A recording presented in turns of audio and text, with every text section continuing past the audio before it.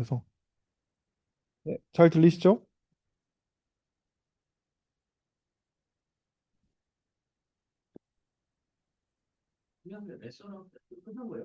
네, 3월 중순에 마무리했습니다.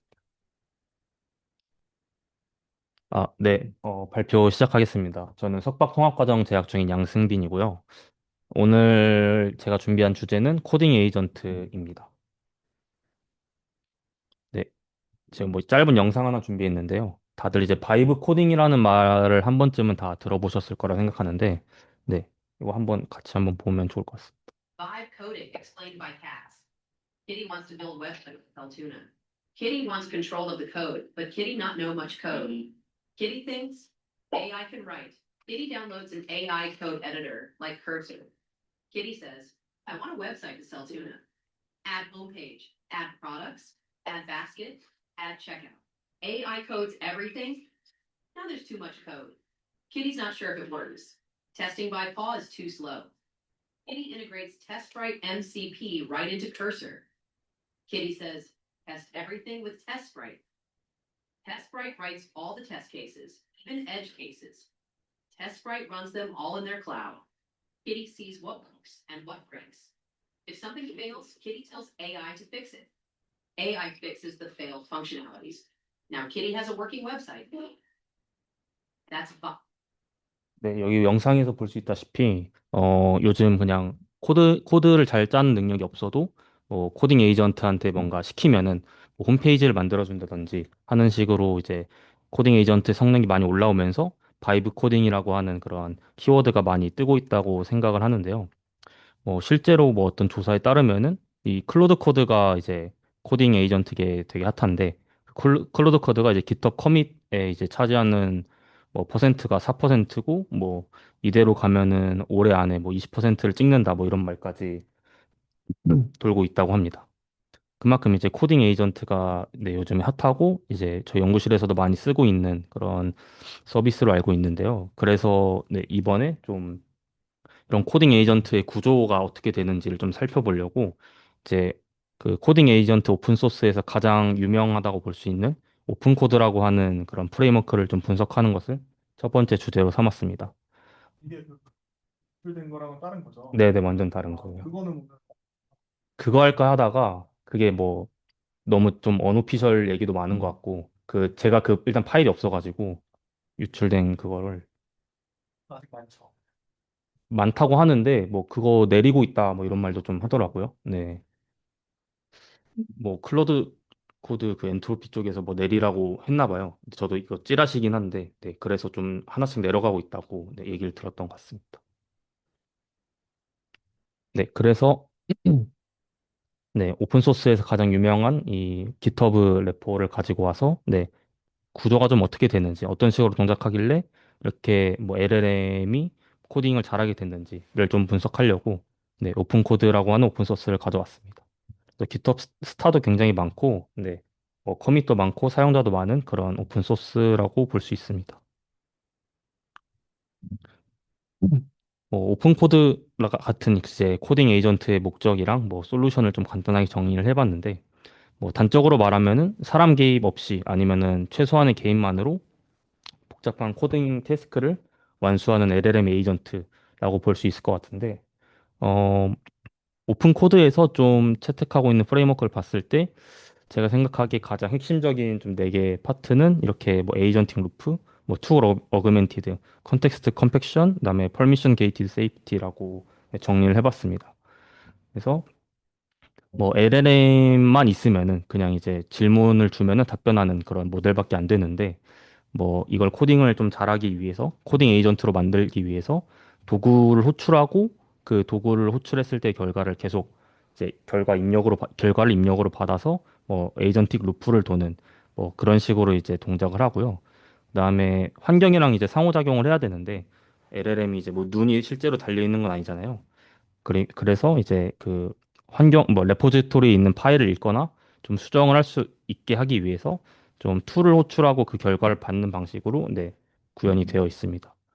그리고 코딩을 하다 보면은 이제 대화가 길어질 수도 있고 뭐 파일의 길이가 길어져서 이제 컨텍스트 랭스를 넘어갈 때도 있을 텐데 좀 그럴 때를 대비해서 좀 잘 이제 컨텍스트를 압축하는 그런 기술 능력도 좀 가지고 있고, 뭐 코딩을 하다가 이제 좀 뭐 수정하면 안 되는 아니면 읽어서는 안 되는 파일들이 있을 텐데 좀 그런 것들에 대한 퍼미션을 설정한다든지 아니면 뭐 네, 뭐 웹 검색 이런 걸 할 때 사용자한테 한 번 더 물어보고 한다든지 하는 식으로 뭔가 액션에 대해서 네, 그런 퍼미션을 좀 설정해서 네, 설정하는 그런 세이프티 관련된 기능도 네, 존재합니다. 전반적인 아키텍처는 좀 다른 것 같은데요. 사실 여기에서 이제 뭐 클라이언트나 세션 뭐 이런 거에 대해서 집중하기보다는 이제 우측에 있는 실제로 에이전트 루프가 어떻게 돌아가는지를 좀 네, 집중적으로 말씀드리려고 하고 뭐 이런 식으로 예시를 좀 가져와 봤는데 음, 뭐 사용자가 이제 그 터미널 UI나 웹 UI 아니면 데스크톱 UI에서 뭔가 요청을 보내면은 이제 그 사용자의 대화가 어떤 하나의 세션 단위로 이제 구분이 됩니다.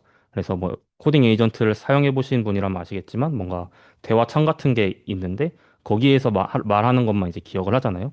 그런 식으로 이제 대화 히스토리를 저장하는 세션이 존재하고 그 세션에서 이제 에이전트 루프가 계속 동작을 하면서 뭐 사용자한테도 어떤 뭐 그 답변을 하고 있습니다. 뭐 툴을 호출할 겁니다. 뭐 이런 식으로 좀 그 이벤트나 리스폰스를 받게 되는데 네. 에이전트 루프 단에서는 LLM이랑 이제 툴 콜링을 이제 반복적으로 계속 수행을 하면서 실제로 유저 프롬프트에 있는 명령을 해결하기 위해서 뭐 코드도 보고 코드도 수정하고 뭐 그런 작업을 반복적으로 진행을 합니다.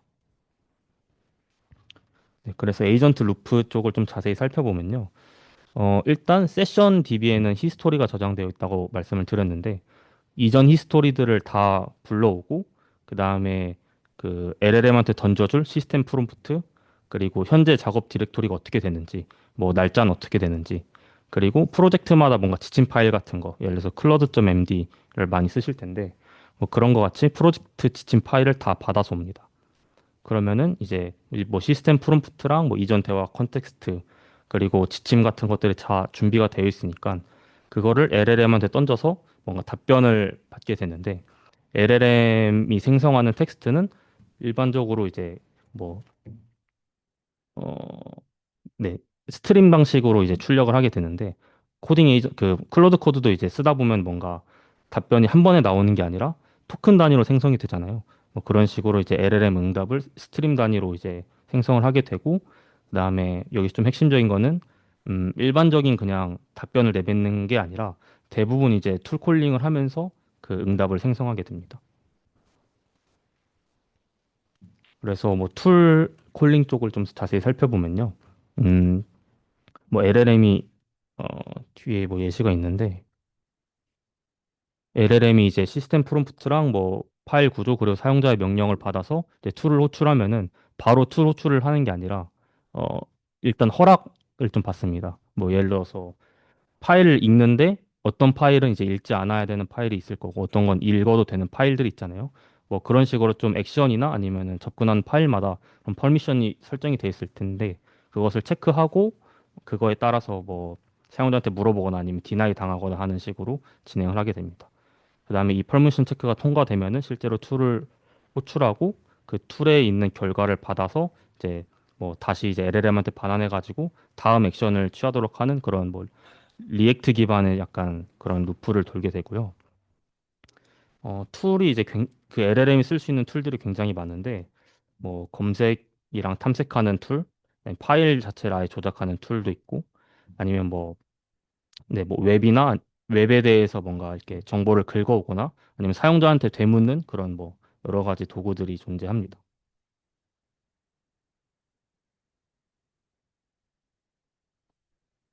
네, 여기서 좀 볼만한 건 이제 이 태스크라고 하는 그 툴이 있는데요.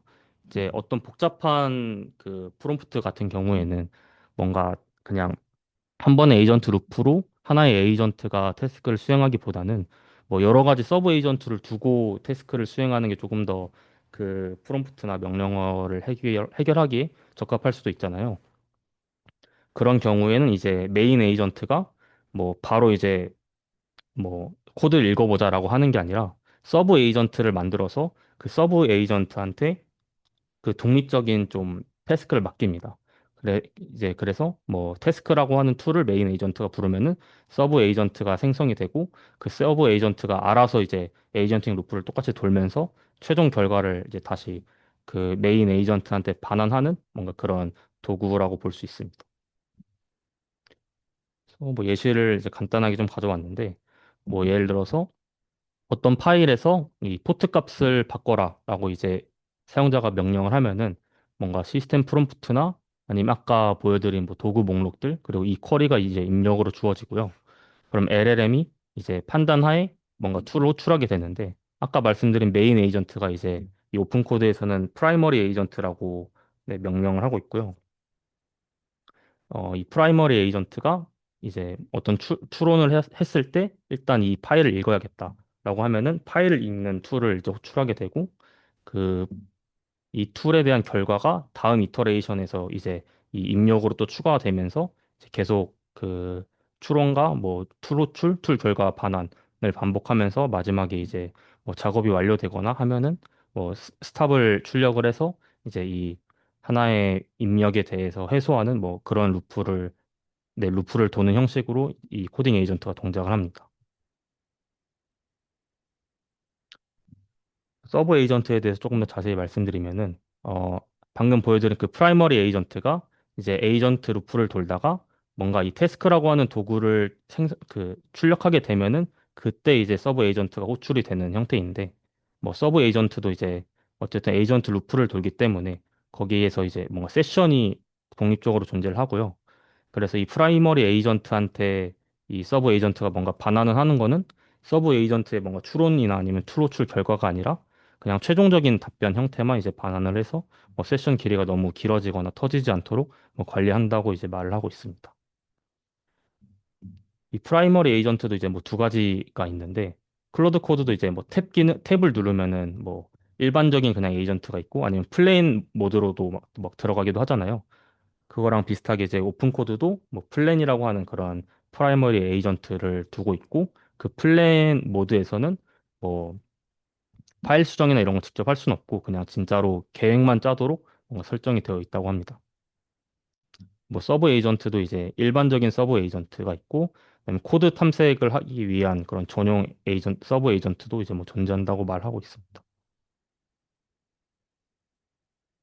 그래서 이 서브 에이전트 관련된 예시도 좀 가져와 봤는데요.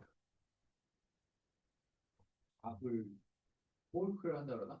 뭐 이렇게 뭐 하나 띄워가지고 이렇게 하는 거잖아요. 네네, 맞습니다. 그러면 걔의 상태를 어떻게 체크해요? 그러니까 예를 들면 걔가 리턴을 하려면 그럴 수가 없는.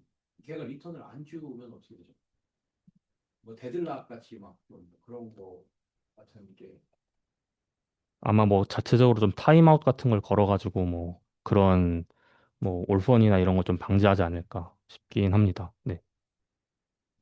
그리고 이게 좀 패러렐하게 네네. 좀 하나 태스크를 폴크를 하면은 얘는 그냥 멈춰 있나요? 아니면 얘도 얘대로 계속하고 그리고 뭔가 인터럽트를 띄워가지고 얘한테 나 다 됐어. 그러면은 얘는 하던 거 하다가 이렇게 중단하고 그런 음, 방식인가요? 제가 이 오픈 코드에서는 사실 그 내용을 보진 못했는데 제가 클로드 코드를 쓰고 있는데 그 서브 에이전트를 본인이 만들고 걔를 시키면서 뭔가 자기는 다른 일을 하거나 아니면 저에게 답변을 생성을 하더라고요. 그런 걸 보면 아마 패러렐하게 하고 있지 않나 네, 생각이 듭니다.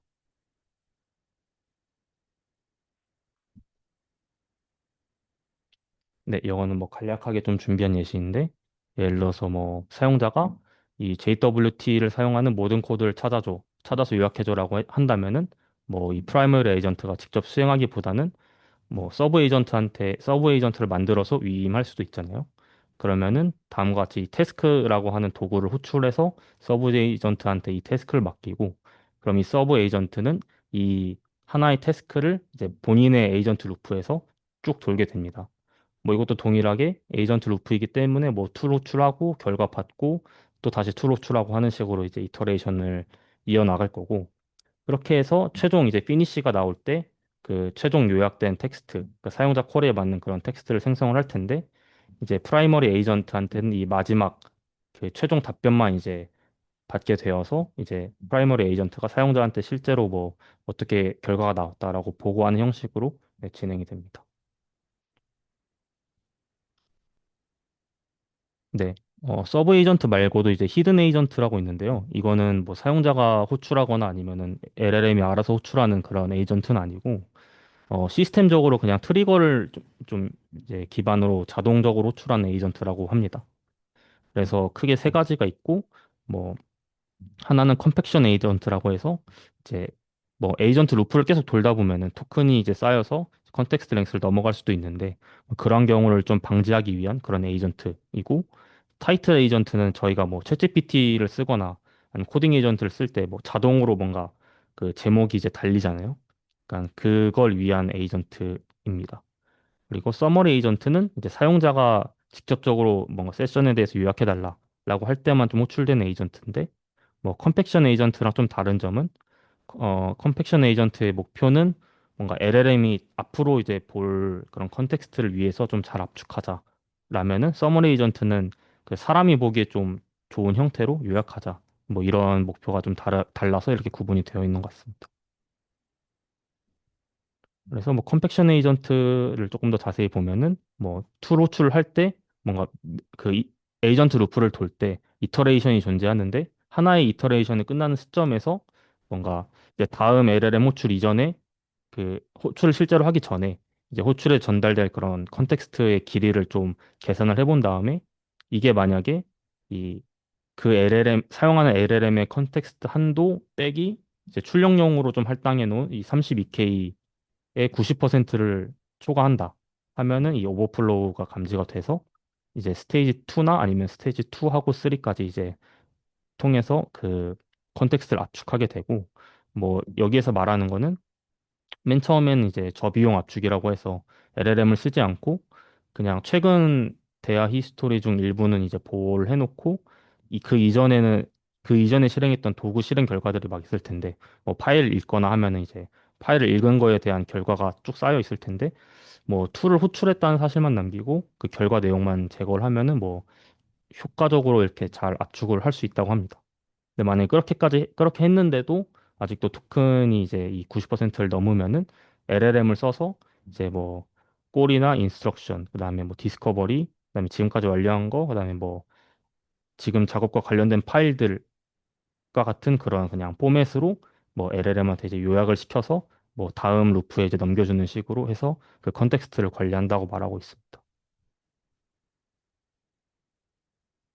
relevant 파일즈 생성이 뭐예요? 음, 지금 이제 그 사람이 이제 프롬프트로 뭔가 작업을 시켰는데 이제 그 여러 레포지토리에 있는 여러 가지 파일 중에서 해당 프롬프트랑 직접적으로 좀 관련된 파일들, 네, 그런 목록을 네, 생성하는 걸로 알고 있습니다. 네, 그래서 좀 정리를 해보자면은 제가 생각했을 때 코딩 에이전트 핵심 자체는 LLM한테 코딩을 할 수 있는 환경을 일단 부여를 해주고 거기서 최대한 그 자율성을 부여해주는 게 해줬다는 거에 좀 있지 않나라는 생각이 들었고요. 어, 그리고 뭐 여기 오픈 코드에 있는 그런 프레임워크 중 좀 특징적인 걸 살펴보면 이제 도구 호출을 통해서 모든 뭐 환경과 소통하는 모든 게 이제 다 이루어지고, 그다음에 태스크가 복잡해지면 여기서도 이제 서브 에이전트라고 하는 뭐 잘 알려진 그런 방법론을 쓰고 있고, 그다음에 컨텍스트 요약이 이제 코딩에서 굉장히 중요한 것 같은데 뭐 여러 가지 뭐 스테이지 2랑 3로 두면서 뭐 여러 가지 테크닉을 두면서 그런 그 컨텍스트를 잘 관리하고 그 맥락을 잘 유지하도록 하는 게 좀 중요하다 뭐 이런 생각이 좀 들었던 것 같습니다. 네, 뭐 리미테이션은 네, 한 두 개 정도 적어 봤는데 아무래도 에이전트다 보니까 그 좀 비용이랑 속도가 일반적으로 좀 많이 드는 것 같고, 그다음에 요약을 아무리 잘한다 하더라도 사실 맥락이 계속 유실될 수 있잖아요. 그래서 네, 연속적으로 뭔가 컴팩션을 하면은 초기에 좀 그 프로젝트 의도가 흐려지거나 아니면 사용자가 좀 중요하다고 생각한 내용이 있는데 컴팩션 과정에서 소실될 수도 있다. 뭐 그런 생각이 좀 들었습니다.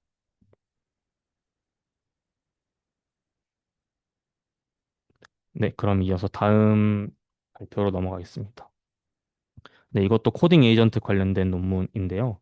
어, 이제 아까 그 보여드린 그 오픈 소스처럼 뭔가 LLM을 두뇌로 두고 뭐 플래닝이나 메모리, 툴 같은 것들을 이제 막 엮어가지고 에이전틱 워크플로우를 구현을 해서 코딩 에이전트를 만드는 그런 접근법도 있고, 아니면 LLM 자체를 뭔가 가중치 업데이트를 해가지고 그 코딩을 잘하게 하는 그런 접근법이 있을 것 같은데, 이제 이 SWRL이라고 하는 논문은 그 후자에 관련된 논문이고요.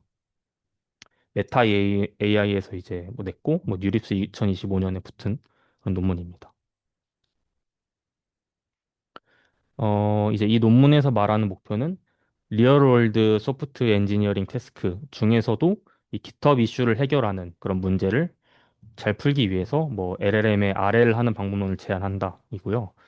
이 논문이 제안된 시점에서의 그 모티브 좀 기존 연구들의 뭐 위크니스들을 좀 살펴보면은 뭐 이 GitHub 이슈를 해결하는 문제를 풀기 위해서 기존에 이제 되게 잘한다고 알려진 그런 대부분의 방법론들이 이런 클로스드 모델에다가 뭔가 프롬프팅이나 아니면은 에이전틱 플로우를 입혀가지고 하는 접근법들이 많았고, 뭐 코딩을 잘하게 하기 위해서 RL 하는 그런 방법론들도 있긴 했지만, 걔네들은 이제 거의 대부분이 뭔가 이 GitHub 이슈를 해결하는 것 같은 리얼월드 그 소프트웨어 엔지니어링 태스크가 아니라 그냥 프로그래밍 문제를 푸는 뭔가 그런 태스크 위주로 적용을 했었는데, 뭐 이게 리얼월드 소프트웨어 엔지니어링이랑 좀 이렇게 전략이 잘 안 맞다고 합니다. 그래서 기존 RL에 좀 한계가 있었고, 학습한 모델 이 태스크에 대해서 잘하게 하기 위해서 뭔가 학습하는 방법론들도 있었는데, 그거는 이제 다 SFD 방법이고, 그거마저도 이제 디스틸레이션 데이터에 의존하고 있으면서 뭐 과적합이 되어가지고 다른 태스크에서 성능이 하락하는 뭐 문제가 있어가지고, 네, 뭐 이런 꼴을 가지고 네, 논문을 썼다라고 말을 하고 있고요. 좀 핵심적인 부분 두 가지로 메소드를 두 가지로 나눠보자면은, 일단 학습을 하기 위한 데이터셋을 본인들이 직접 이제 큐레이션을 하고, 그다음에 그 데이터를 기반으로 RL 하는 그런 방법론, 이렇게 두 가지로 나뉩니다. 그래서 데이터 큐레이션 파트부터 좀 살펴보면요. 얘네가 풀고자 하는 태스크 자체가 GitHub 이슈를 이제 LLM을 통해서 해결하는 그런 어, LLM이 GitHub 이슈를 잘 해결하도록 뭔가 학습을 시키자잖아요. 그래서 데이터도 뭐 GitHub에서 이제 다 아래와 같은 형식의 그런 데이터를 수집했다고 말하고 있습니다. 그래서 뭔가 그 GitHub에서 이제 PR이 있는데, 거기서 이슈에 대한 설명이 있고, 뭔가 그 이슈가 발생한 코드가 있잖아요. 그 다음에 그 코드에 대해서 뭐 사용자가 이렇게 PR을 넣었을 때 뭔가 수정한 코드 변경이 있을 거고요. 뭐 이런 식으로 구성된 그런 데이터 형태를 이제 GitHub 뭐 GH 아카이브랑 GitHub에서 이렇게 긁어 모았다고 합니다.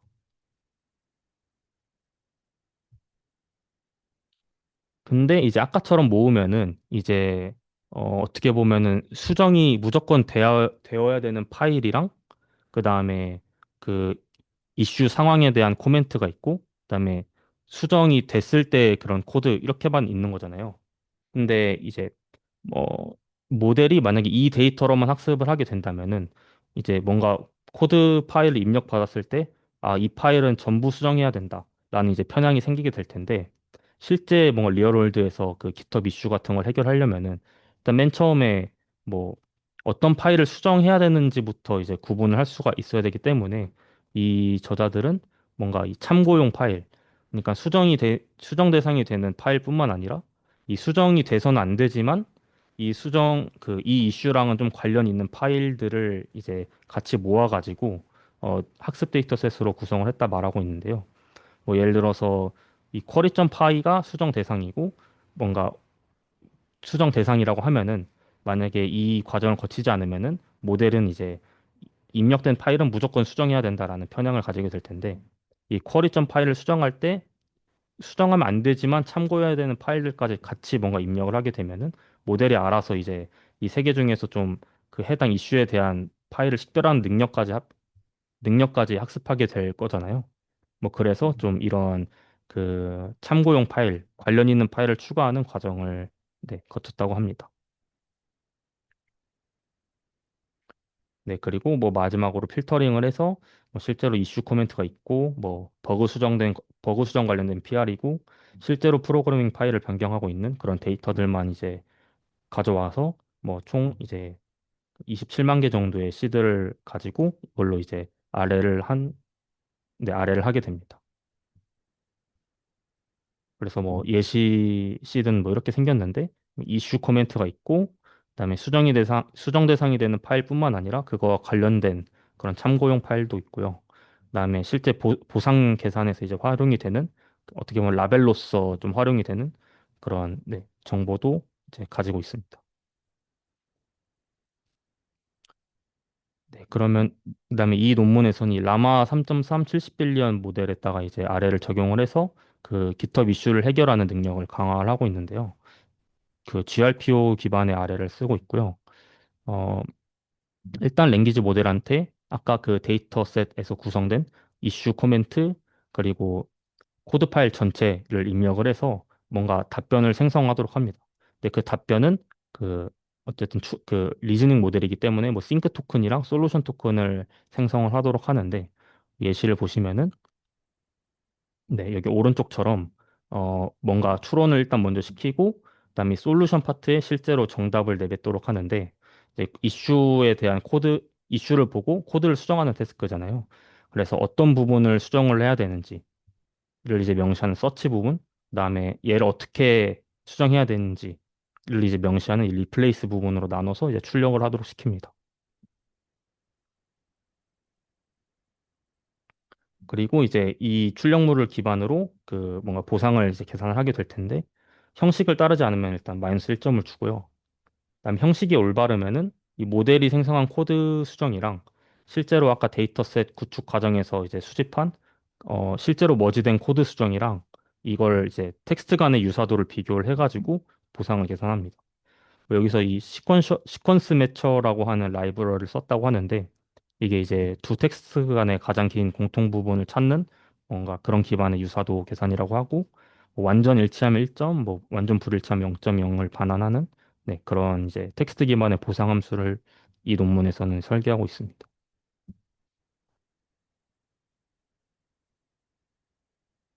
네, 그래서 뭐 동일한 문제에 대해서 16개의 출력을 생성하도록 하고, 그다음에 뭐 GRPO니까 뭐 그룹 내 보상 평균하고 뭐 해가지고 이제 최종 어드밴티지를 그 산출하고요. 그래서 뭐, 그 실제로 머지된 코드와 텍스트적으로 유사한 그 출력적으로 이제 생성 확률을 높이는 방식으로 네, 학습을 진행을 합니다. 네, 여기까지가 이제 학습 과정이었는데요. 그러면 이제 학습이 완료되면은 이제 뭔가 이슈 코멘트랑 코드 파일을 다 입력받아서 이제 버그 위출을 추론하고 그 코드 수정까지 하는 그런 모델이 이제 구워진 거잖아요. 근데 얘네들이 이제 말하기로는 나중에 이제 그 결과표가 있는데 뭔가 이 이슈 수정 능력뿐만 아니라 뭔가 리플렉션을 한다든지 아니면 그 어떤 문제를 풀 때 대안 탐색을 한다든지 하는 그런 추론 패턴까지 습득을 하고 그 다음에 뭐 명시적으로 학습은 하지 않았음에도 불구하고 실제로 이슈가 어디에 있는지를 좀 식별하는 능력까지 이런 능력까지 뭐 보유하게 된다고 합니다. 그래서 이런 모델이 구워졌을 때 이제 실제로 깃허브에서 이슈를 해결하는 그런 태스크를 이제 풀려고 하는데 이게 이제 학습 셋업이랑은 조금 다른 게 실제 평가에서는 뭔가 이 관련된 코드 파일만 입력으로 주어지는 게 아니라 실제 레포지토리 전체가 주어지고 그다음에 이슈 설명을 이제 제공을 하기 때문에 맨 처음에 뭐 수천 개 파일 중에서 어떤 게 버그 파일인지 탐색하고 그거에서 이제 코드 수정을 하는 그런 뭔가 단계가 필요하다고 하더라고요. 그래서 이제 방금 보여드린 뭐 데이터 구축이나 RL이랑 좀 별개로 뭐 일종의 추론 파이프라인을 또 하나 이제 설계를 합니다. 네, 뭐 그렇게 이제 엄청 복잡하거나 이런 에이전틱한 플로우라고 말할 수 있을 만큼의 그런 고도화된 그 추론 파이프라인은 아니고요. 일단 뭐 수천 개의 그런 파일들이 있으면은 거기서 실제로 버그 파일을 찾아야 되잖아요. 근데 맨 처음에 일단 이슈 설명이랑 레포지토리 그 파일 목록 전체를 주고 버그가 있을 것 같은 파일 경로들을 이제 예측하도록 합니다. 그럼 엄청 많이 이제 그런 얘네들이 예측한 그런 버그가 있을 법한 그런 파일 경로들이 이제 출력이 될 텐데 각 파일 조합마다 이제 모델한테 그 패치를 생성하도록 해서 그러니까 학습한 태스크에 대해서 여기서 이제 수행하도록 해서 총 수백 개의 후보 패치를 만들고요. 근데 이 후보 패치가 수백 개인데 뭐 어쨌든 정답 하나를 골라야 되는 상황이잖아요. 그래서 뭐 테스트 코드 두 개를 가지고 테스트 코드를 만들어서 뭐 이 후보 패치 중에서 최종 하나를 선정하는 좀 그러한 과정을 거칩니다. 그래서 뭐 테스트 코드를 이제 두 개를 두는데 하나는 버그가 있으면 실행하고 버그가 있으면 실패하고 그 버그가 고쳐지면은 통과하는 테스트 코드가 있고 또 하나는 이제 버그랑 상관없이 잘 동작하지만 버그랑 상관없이 잘 동작하는 테스트 코드를 만들어 가지고 그 뭔가 후보 패치를 가지고 그 적용을 했을 때 이 테스트 코드 두 개를 전부 다 통과하는 그런 후보 패치를 최종적으로 이제 선택을 한다고 하고 있습니다. 네, 그래서 어쨌든 뭐 좀 정리를 하면은 데이터를 모으고 학습하는 과정에서 이제 생성되는 모델은 뭔가 이슈랑 그다음에 관련된 코드 파일을 입력을 받아서 뭐 버그 위치를 추론하고 코드를 수정하는 그런 모델인데 실제 태스크에서는 이제 관련된 코드 파일만 존재하는 게 아니라 레포지토리 하나가 통째로 주어지기 때문에 뭔가 그 버그 파일을 탐색하는 과정이 필요하고 그 버그 파일 탐색을 위해서 뭐 다음과 같은 좀 네, 그 추론 파이프라인을 설계했다. 이 정도로 네, 정리해 볼 수 있을 것 같습니다. 그래서 좀 결과를 이제 보면은 아까 뭐 이렇게 학습을 했는데도 이렇게 학습을 했을 때 단순히 코드 수정 능력뿐만 아니라 뭐 다양한 리즈닝 캐퍼빌리티가 생겼다고 말씀을 드렸는데 이제 뭐 셀프 리플렉션 관련된 능력도 생기고 그다음에 여기 이제 펑션 콜링 관련된 태스크인데 이 아웃 오브 도메인 태스크임에도 불구하고 뭔가 대안적인 탐색을 하는 그런 추론 패턴이라든지 아니면 수학 문제에서 디바이드 앤 컨커 하는 그런 추론 패턴이 생기는 모습을 좀 관찰했다고 하고 있고요. 네, 실제 성능을 봤을 때 이제 뭐 여기 논문에서 가장 크게 주장하는 거는 오픈 소스 모델로 학습을 해서 이제 뭐 GPT-4 5 정도의 뭐 성능을 이끌어냈다. 뭐 이런 얘기를 하고 있습니다. 그래서 성능도 뭐 굉장히 많이 올라갔다라고 볼 수 있을 것 같고 네. 그러면은 뭐 아까 그 워크플로우 때문에 성능이 올라간 거 아니냐라고도 할 수 있는데 그래서 뭐 본인들이 학습한 모델 이외에 그냥 학습하기 전에 모델을 그 에이전트 플로우에 또 넣어봤는데 성능 차이가 많이 난다. 그래서 뭐 본인 학습 잘했다 뭐 이런 얘기를 좀 하고 있는 것 같습니다. 네. 그리고 이거 마지막 성능 지표인데 이제 코드 이슈뿐만 아니라 뭐 다른 그런 뭐 메스라든지 아니면 MMLU 같은 다른 벤치마크에서도 성능이 많이 올랐다고 하더라고요. 그래서 뭐 소프트웨어 엔지니어링 관련된 학습만 진행했지만 뭐 리즈닝 벤치마크에서 성능이 많이 향상됐다라고 네, 얘기하고 있습니다. 그래서 좀 정리를 해보면은 뭐 공개된 데이터 잘 긁어 모으고 그다음에 텍스트 유사더라고 하는 어떻게 보면 되게 간단한 보상만으로도 네, 성능을 많이 올린 그런 좀 방법론이라고 볼 수 있을 것 같고 뭐 제가 봤을 때 좀 신기했던 거는 이슈 해결 데이터로만 학습을 했는데도 뭐 다양한 추론 패턴들도 이제 생겨나고 그다음에 수학이나 아니면 MMLU 같은 다른 도메인에서도 그 추론 능력이 전이된 걸 봤을 때 네, 그게 좀 효과적인 방법론이지 않나 라는 생각이 들었던 것 같습니다. 뭐 리미테이션을 하나 꼽자면은 이제 보상이 단순히 텍스트 유사도 기반인데 사실 그 데이터를 봤을 때 이제 PR 넣은 그 텍스트만 이제 정답인 건 아니잖아요. 뭐 다른 방식으로 코드를 수정하는 게 더 효과적이고 더 좋을 수도 있는데 단순히 유사도 기반으로만 좀 그런 보상을 매기다 보니까 뭐 실제로 이제 학습 과정에서 좋은 그런 수정 방안을 제시했는데도 PR에 있던 그 데이터랑 유사도가 안 맞는다는 이유로 보상이 낮게 책정되는 뭐 그런 문제점이 있지 않을까라고 내 생각이 들었어.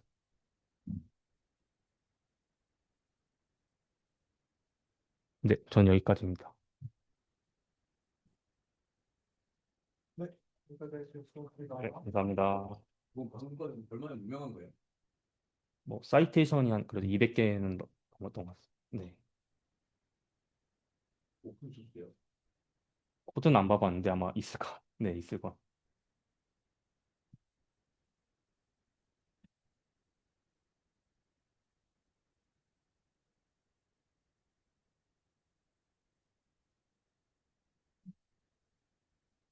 네, 안녕하세요. 저는 석박통합과정 진회영이고요. 제가 오늘 발표할 주제는 Physical Plausibility in Generative Models입니다. 네, 최근에 그 소라가 나온 이후로 그 비디오 제너레이션 모델이 이제 월드 시뮬레이터처럼 쓸 수 있지 않을까 하는 얘기들이 나오기 시작했는데요. 그러면서 로봇 연구에서도 이 비디오 모델을 이제 플래너처럼 활용하려는 시도들이 이제 나오고 있습니다. 근데 실제로 이 비디오 모델이 그 리얼월드 피드백 없이 그냥 그 자체로 시뮬레이터로 쓸 수 있을 만큼 물리를 이해할 수 있는가에 대한 의문이 생겨서 이제 논문들을 찾아보기 시작했는데요. 어, 아카이브 이제 2025년 12월에 MIT에서 나온 논문 중에 LVP 이제라는 논문이 있는데 얘는 어, 여기서 보시듯이 이제 테이프를 뜯어달라 뭐 이런 식으로 텍스트를 주고 이미지를 주면 그 I2V 비디오 모델에서 이제 사람 손으로 테이프를 뜯는 영상을 생성을 하고 그거를 이제 로봇 핸드 리타겟해서 로봇에 익스큐션하는 이런 논문입니다.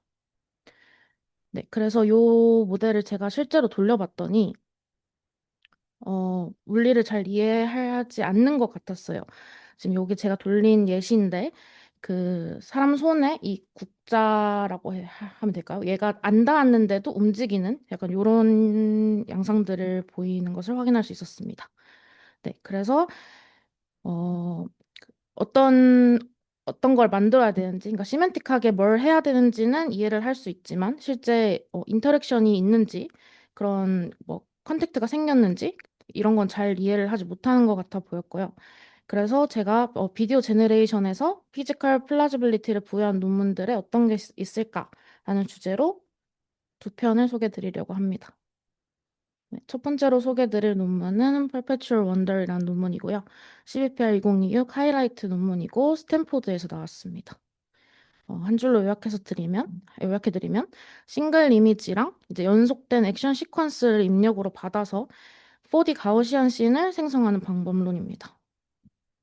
네, 그래서 여기 아래 보이시는 인풋 이미지 하나만 주고 여기 중력 아래로 떨어지는 중력이랑 그다음에 3D force 포인트 같은 액션들을 순차적으로 주어서 여러 뷰 포인트에서 일관적인 4D 씬을 생성해냅니다.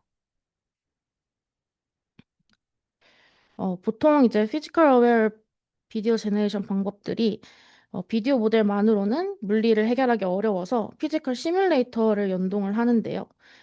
그렇게 연동을 한 논문이 바로 직전 소트였던 원더플레이입니다. 근데 이런 원더플레이 같은 방법론들은 한계가 있는데 롱 호라이즌 액션 인터랙션이 불가능합니다. 왜냐하면 그 피지컬 시뮬레이터에서 시뮬레이터 한 다음에 비디오 모델에 넘겨주고 끝이기 때문에 그 물리 상태랑 시각 표현이 아예 분리되어 있어서 그 비디오 모델에서 생성된 결과가 시각 표현에는 반영이 되지만 그 물리 상태에는 반영이 되지 않아요.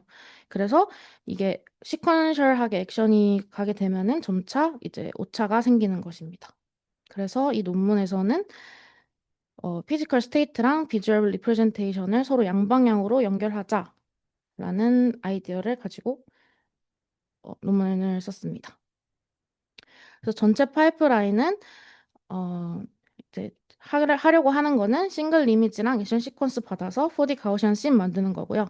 크게 세 단계로 구성이 되는데 왼쪽부터 입력 이미지로부터 3D 씬 리컨스트럭션을 하고 거기서 이제 비주얼 피지컬 파티클이라는 걸 정의를 합니다.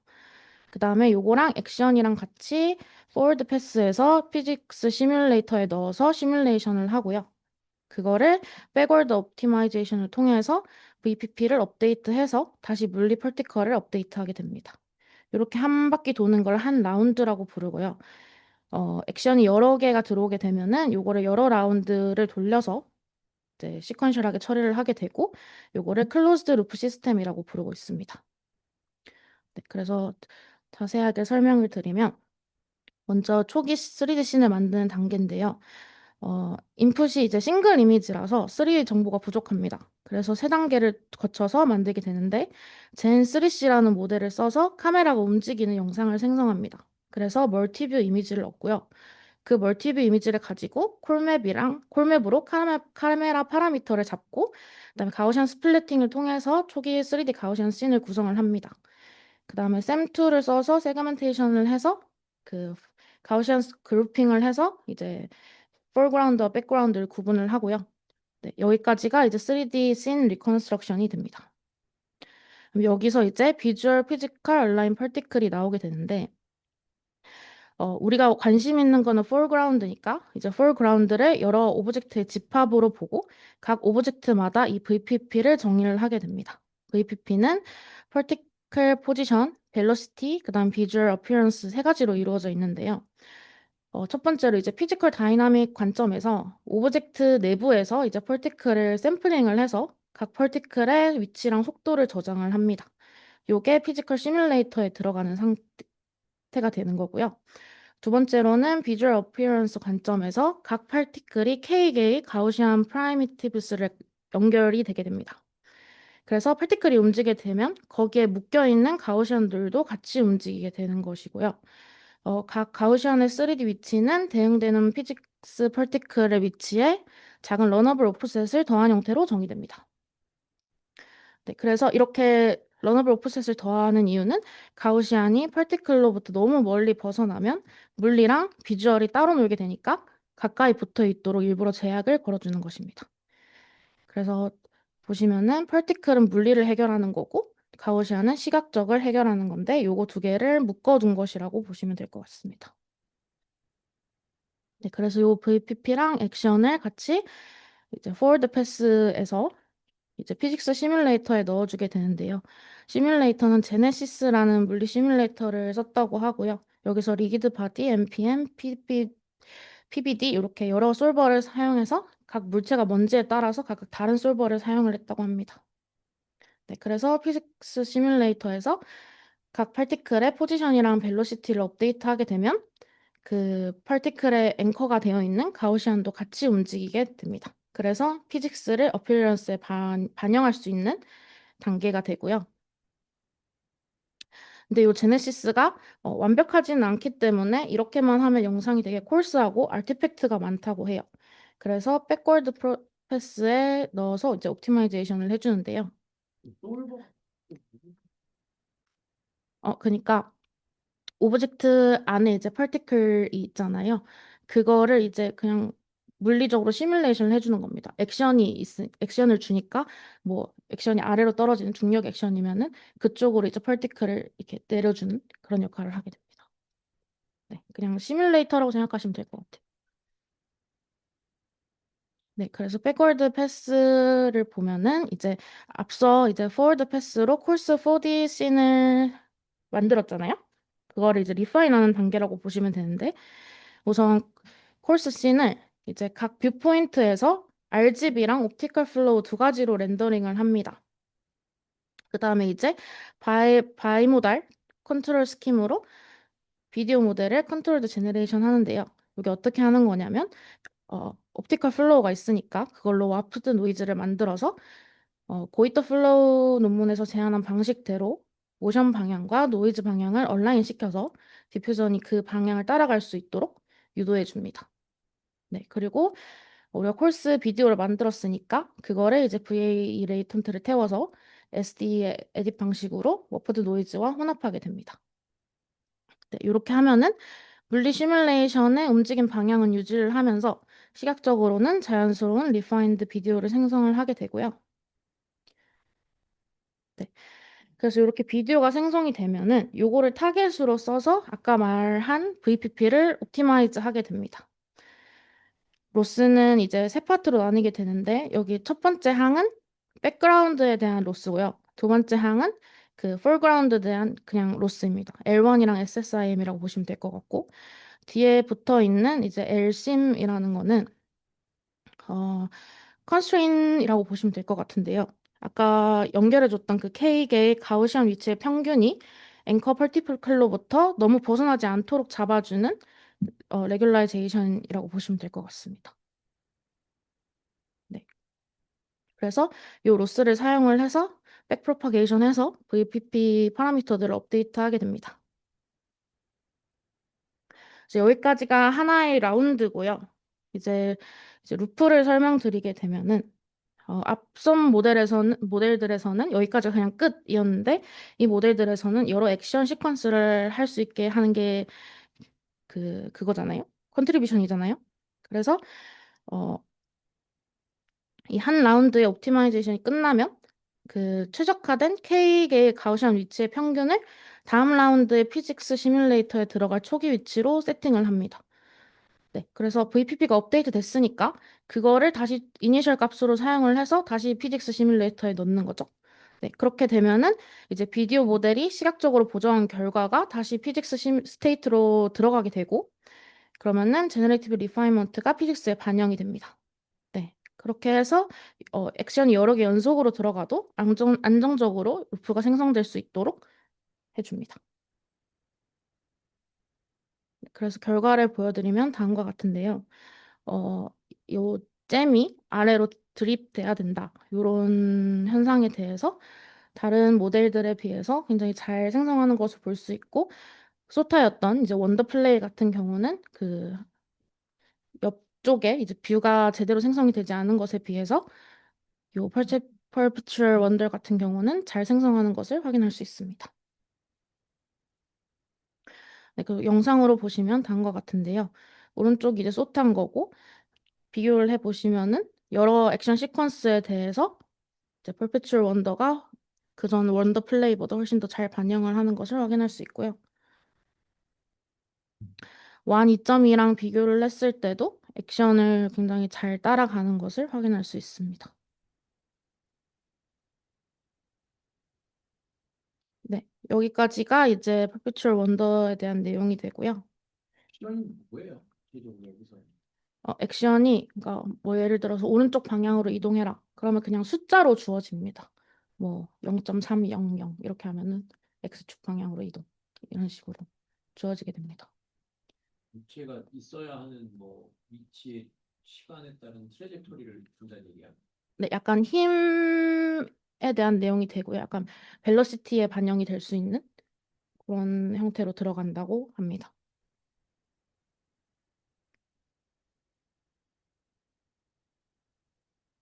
근데 힘은 뭐 어디 접촉면이 있으면서 접촉면의 그 3차원 XYZ 좌표에서요. 접촉점이라고 한다. 그럼 거기서 어떤 또 3차원의 방향과 매그니튜드 같은 게 있을 거잖아요.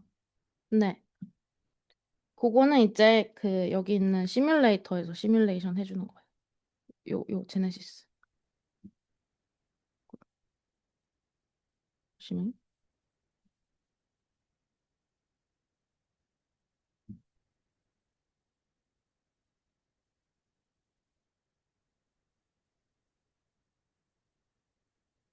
안 나오네요. 네. 어쨌든 시뮬레이터에서 시뮬레이션 한다고 보시면 될 것 같습니다.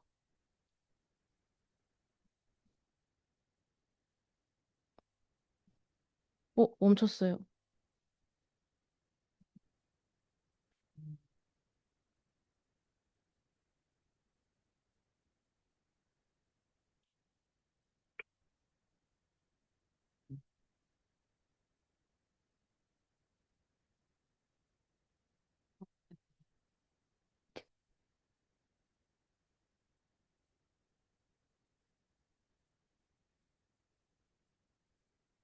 네, 그래서 저 시뮬레이터에서 이제 오브젝트의 펄티클 가지고 있고 그 다른 오브젝트의 펄티클 가지고 있으니까 그 충돌 같은 시뮬레이션을 해준다고 합니다. 네, 두 번째 논문은 이제 보이드라는 논문인데요. 이 논문은 이제 2026년 4월에 아카이브에 올라왔고 넷플릭스에서 나온 올려주고 어, 컨트롤 알트 쉬프트 H를 눌러서 들려요. 네, 알트 쉬프트 H. 네. 네, 넷플릭스에서 나온 논문이고요. 2주 전에 나왔는데 깃허브스타 1.6K 받을 정도로 좀 화제가 된 논문입니다. 네, 그래서 모티베이션 말씀드리면은 요 영상부터 보시면은 어, 잠깐만요. 이제 여기서 사람이랑 공을 지웠을 때 요 물체가 어떻게 반응을 해야 되는지에 대한 내용이고요. 여기서도 이제 손을 지우면은 요 팽이가 그대로 잘 돌고 있어야겠죠? 약간 요런 거에 대한 이제 리무버를 어떻게 잘할지에 대한 논문입니다.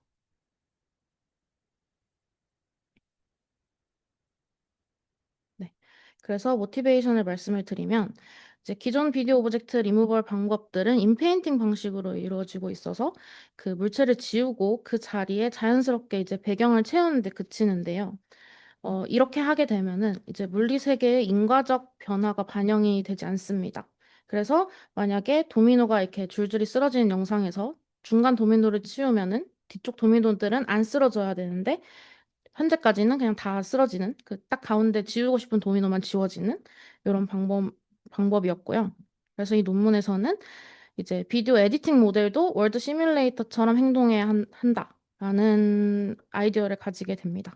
그래서 만약에 그 물체가 애초에 존재하지 않았다면 장면이 어떻게 됐을까를 모델링하는 논문입니다. 네, 이게 전체 파이프라인이고요. 크게 세 단계로 구성이 되는데 첫 번째로 유저 인풋을 받고 클릭으로 받습니다. 어디를 지워야 될지. 그다음 두 번째로 VLM 리즈닝을 해서 마스크를 제네레이트 하게 되고요. 그거를 이제 인페인팅 모델에 넣어서 이제 비디오를 생성하게 됩니다. 네, 이제 우선 첫 번째로 가장 기본이 되는 이제 프라이머리 오브젝트 마스크 생성하는 단계고요. 사용자가 지우고 싶은 물체를 포인트 클릭으로 지정을 하게 되면은 샘2가 그 클릭을 받아서 제거할 대상은 검은색으로, 나머지는 흰색으로 하는 바이너리 마스크를 생성을 하게 되고요. 이거를 블랙 마스크라고 합니다. 네, 두 번째로 이제 보이드의 핵심인데요. 이 바이너리 마스크만 가지고 인페인팅을 돌리게 되면은 기존 방법이랑 똑같은데 이제 보이드는 제미나이 3 프로를 써서 인터랙션 어펙티드 리전을 이제 리즈닝을 합니다. 그래서 VLM이 총 두 종류의 영역을 찾아준다고 보시면 될 것 같은데요. 첫 번째로는 인터널 빌롱잉스라고 해서 지우고 싶은 물체랑 사실상 한 몸으로 같이 지워져야 되는 것들을 나타내고요. 그러니까 자전거를 타고 있는 사람에서 사람을 지우면은 자전거도 같이 지워져야 되니까 이런 물체들을 인터널 빌롱잉스라고 하고요. 이제 두 번째는 affected object인데 지우고 싶은 물체랑은 별개로 존재를 하지만 지우고 싶은 물체가 없어져서 상태나 위치가 변화할 수 있는 것들로 구분이 됩니다. 그래서 뭐 앞으로 움직여야 되는지 아니면 지금은 움직이고 있는지 뭐 이런 씬 어널리시스가 들어가게 되고요. 요거랑 같이 이제 VLM이 또 아웃풋하게 되는 게 있는데 affected object의 트래젝토리를 예측을 해요. 그래서 우리가 지워야 될 부분을 아까 그 셈2로 땄잖아요. 그거를 빨간색으로 오버레이해서 VLM에 넣습니다. 그러면 그리고 빨간색으로 오버레이 한 뒤에 그 위에 그리드를 그립니다. 그 다음에 VLM한테 이 빨간색 영역을 지우면은 영향을 받을 그리드 번호를 알려줘 이렇게 물어봅니다. 그럼 이제 VLM이 그 그리드 번호를 알려주고 그 모든 프레임을 다 넣어서 이제 그 트래젝토리를 생성하게 됩니다. 그리고 알려준 그 그리드 부분을 그레이로 표시를 하게 되고 요거를 이제 그레이 마스크라고 합니다. 그래서 아까 만든 블랙 마스크랑 그레이 마스크 가지고 물체가 완전히 지워져야 될 물체랑 그 물체로 인해서 영향을 받는 부분을 이런 식으로 표현을 하게 되고요. 완전히 까만 부분은 지워져야 될 부분이고 좀 이렇게 찐 회색인 부분은 그 영역이 겹치는 부분인 거고 좀 연한 회색 부분은 영향받는 영역, 그다음에 흰색은 그대로 유지할 배경 이렇게 보시면 될 것 같습니다. 네, 그래서 요게 코드 마스크라고 하고요. 요 코드 마스크를 컨디셔닝으로 넣어서 비디오 제너레이션을 수행을 합니다. 백본은 코그 비디오 X 기반이고요. 마스크를 다른 인페인팅 모델과 조금 달리 이제 VA 레이턴트 컨디션으로 넣어주게 됩니다. 네, 근데 이렇게 넣게 되면은 이제 오브젝트 모핑 현상이 발생을 한다고 해요. 그러니까 오브젝트 트래젝토리는 맞는데 그 물체 형태가 흔들리거나 아니면은 이제 아이덴티티가 불안정해지는 문제가 생긴다고 합니다. 그래서 패스 2를 통해서 이걸 좀 보정을 해주는데요. 아까 썼던 그 고이터 플로우라는 모델을 여기서도 쓰는데요. 아까 그 패스 1에서 만들어진 비디오의 옵티컬 플로우를 계산을 해서 이걸로 와프드 노이즈를 생성한 뒤에 이 노이즈를 활용을 해서 비디오를 생성하게 되는 겁니다. 그렇게 하게 되면은 여기 아래 보이는 그림과 같이 패스 1에서는 되게 찌그러진 공이었는데 패스 2는 굉장히 이렇게 동그랗게 잘 생긴 공을 생성하는 것을 확인할 수 있습니다. 네, 트레인 데이터로는 휴모토랑 쿠브릭을 썼다고 하고요. 휴모토 같은 경우는 이제 사람과 물체가 인터랙션하는 4D 모션 캡처 데이터셋이고 여기서 사람이 없을 때를 이제 GT로 쓴 거고요. 오른쪽에 큐브릭은 그냥 리기드 바디로 그 물체와 물체가 충돌하거나 아래로 떨어지는 이런 현상을 다룬 데이터셋이라고 합니다. 이렇게 두 개 데이터셋을 섞어서 쓰는 게 하나만 쓰는 것보다 더 성능이 좋았다고 합니다. 컴팩트 데이터만 쓴 거죠? 네, 맞습니다. 비포 애프터가 있어서 그냥 그렇게 하는 거예요? 네, 나머지는 정확하게 똑같아야 되니까 그렇게 하는 것 같습니다. 네. 네, 그래서 이제 퀄리테이티브 리절트 보여드리면은 인풋 비디오에서 저 곰을 지우면은 이제 풍선이 하늘로 날아가거나 두 번째는 이제 고양이가 요거를 젠가를 돌리고 있는 거였는데 고양이가 사라지니까 젠가가 그냥 그대로 있다거나 세 번째는 이제 여자아이가 저 믹서기를 돌리고 있었는데 여자아이를 지우니까 믹서기가 원래 상태 그대로 유지가 된다거나 요런 이제 리절트들을 보여줍니다. 그러면 풍선 같은 거는 예시 저 데이터셋에 있었을까요? 데이터셋에요? 풍선은 위로 뜨는 거 그런 게 데이터 안에 있었을까요? 아, 없었던 것 같은데요. 그 논문에서도 약간 뭐 요런 애들만 학습을 했는데도 저런 그 물리적 그걸 잘 이해하더라. 약간 이렇게 얘기를 하고 있습니다. 그건 뭐 완 백본에 의한 건가요? 네, 그런 것 같습니다. 네.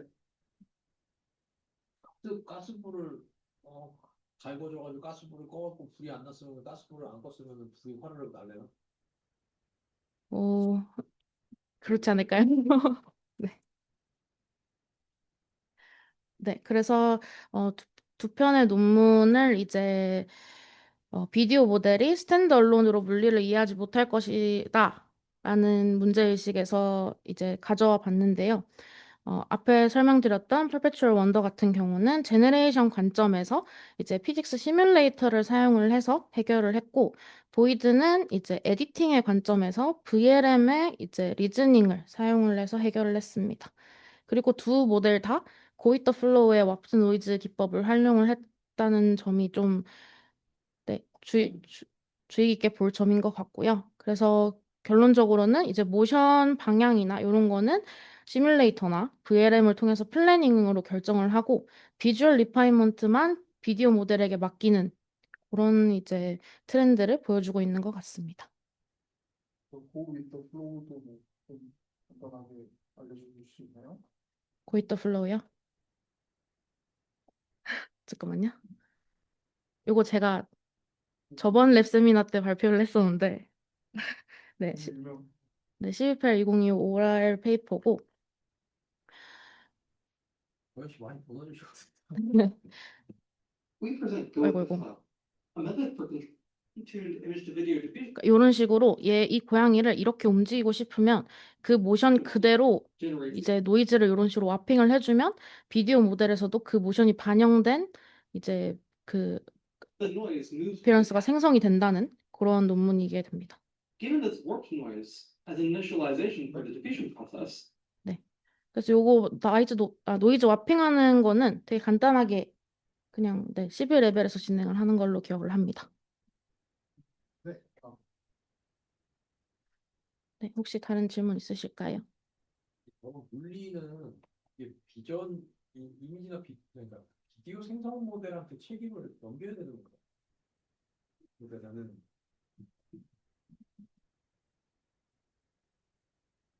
내가 이제 그 시간마다 여기서 얘가 그러니까 저기서 뭐 사람이 저 끈을 잡고 있었기 때문에 이 풍선이 아직 안 날아가고 있었던 거야.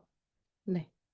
최소한 카운터 팩추얼에 대한 텍스추얼 디스크립션까지는 아니더라도 최대한 그런 식의 어노테이션을 좀 텍스트 단에서 좀 최대한 많이 좀 제공해줘야지. 그래야 뭐 얘가 그거를 어느 정도 잘 이해하고 그런 지식을 흡수해서 뭐 물리적으로 플러저블한 그런 거를 만들어야 되지 않을까 싶기도 한데 음. 옛날에 그 무슨 뭐 뭐 스테이블 디퓨전 뭐 하여튼 너무 아웃데이트된 지식이긴 하지만 뭐 스테이블 디퓨전 뭐 어떤 새로운 엑셀인가 뭐 새로운 버전 뭐 거기서는 뭐 그 캡션을 엄청 자세하게 뭘 해가지고 뭐 좀 그게 뭐 직접적으로 어떤 효과가 생겼 그거로 어떤 장점이 생겼는지 뭐 정확하게 기억은 안 나지만 캡션을 좀 굉장히 자세하게 하는데 공을 좀 들였던 걸로 뭔가 기억을 하는데 네. 나는 그래서 여기서도 이 비디오 생성 모델이 그런 물리 뭐 이런 걸 잘 따르려면 그런 물리에 관련된 그런 네, 인과관계라고 해야 되나 뭐 그런 관련 그 지식이나 그 씬, 그 비디오의 그 상황을 설명해 주 그런 물리 같은 요소 정보나 뭐 그런 설명들을 최대한 많이 넣어주는 게 같아요. 텍스트로 말씀이신 거죠? 네. 음. 뭐 어떤 측면에서는 뭐 사람을 그렇게 배웠으면서 어, 얘네들을 교육시킬 때는 우리가 그런 정보를 안 가르쳐주고 얘보고 그걸 다 깨우쳐라고 하는 느낌인 것 같아요. 음. 네. 네.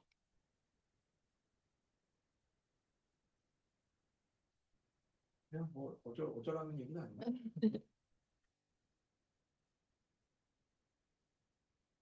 끝난 거야 아니면 뭐 네, 끝났습니다. 네, 오늘 여기까지 하겠습니다. 수고하셨습니다. 수고하세요.